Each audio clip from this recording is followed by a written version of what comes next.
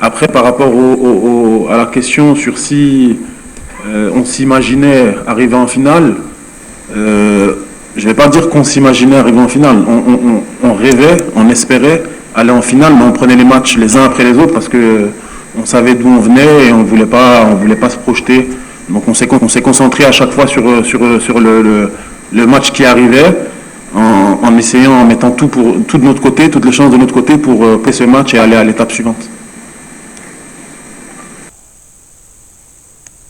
Bonjour coach, bonjour Sébastien, juste ici, à votre gauche, voilà, en face. Voilà. Coach, c'est une question pour vous. Vous avez réussi à mobiliser un peu tous les joueurs de l'effectif en faisant des changements, en utilisant tout le monde. C'est une prise de tête pour vous de savoir qui va commencer ou est-ce que c'est positif d'avoir tout le monde? Est-ce que vous savez déjà qui va débuter demain? Vous avez déjà couché le 11 dans votre tête? On a encore fait une réunion ce matin avec le staff. On a une petite idée de l'ossature de l'équipe qui va démarrer demain. Après, on a eu quelques pour voir qui sera apte, qui sera à 100%, parce que c'est important, c'est une finale. Je sais que tout le monde, tous les joueurs veulent participer à cette finale, mais on fera avec le staff Mais ce qui est sûr, c'est que nous, on reste sur le même fil conducteur que depuis les huitièmes, c'est que c'est un groupe de 27 joueurs. C'est 11 qui vont démarrer, 12 qui seront toute la préparation des autres matchs. On va se concentrer sur nous, nos points forts, nos faiblesses et regarder comment on peut leur poser des problèmes. Coach, bonjour Sébastien, tout en haut, ici, Nasser Eddy de MCI, la nouvelle chaîne ivoirienne. Une question pour Sébastien.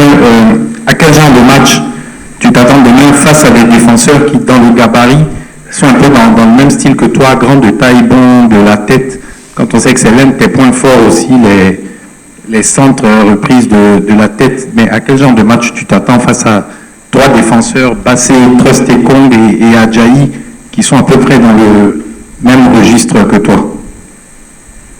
Bonjour. Je m'attends forcément à un match relevé, parce qu'on connaît aussi un peu la manière de jouer des Nigériens.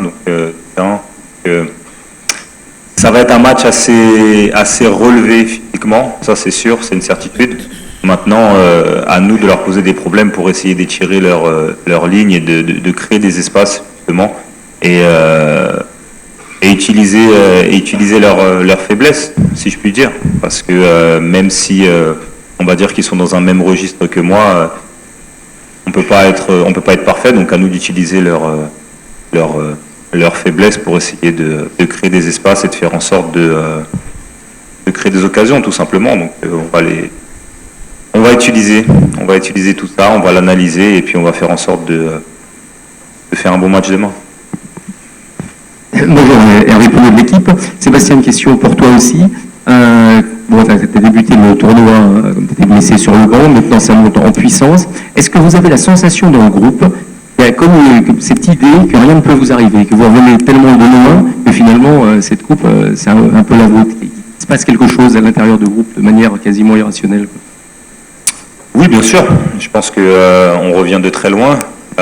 On l'a tous réalisé. Je pense que tout le monde a passé des moments assez compliqués après la défaite contre la Guinée équatoriale. Donc aujourd'hui, on a aussi un sentiment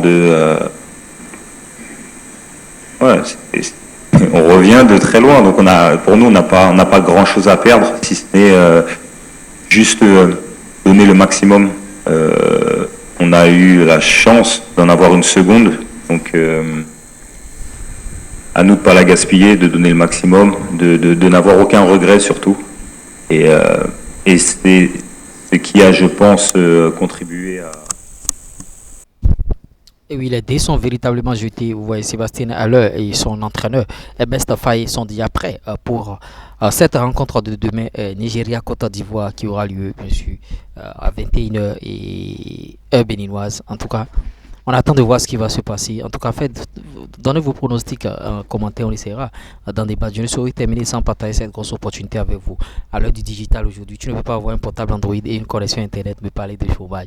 Viens participer à notre formation YouTube qui va te permettre de créer du contenu sur YouTube et gagner beaucoup d'argent. En tout cas, La balle est dans votre camp. Maintenant, si vous voulez monétiser aussi des chaînes YouTube au Bénin, on le fait. Ah, ciao.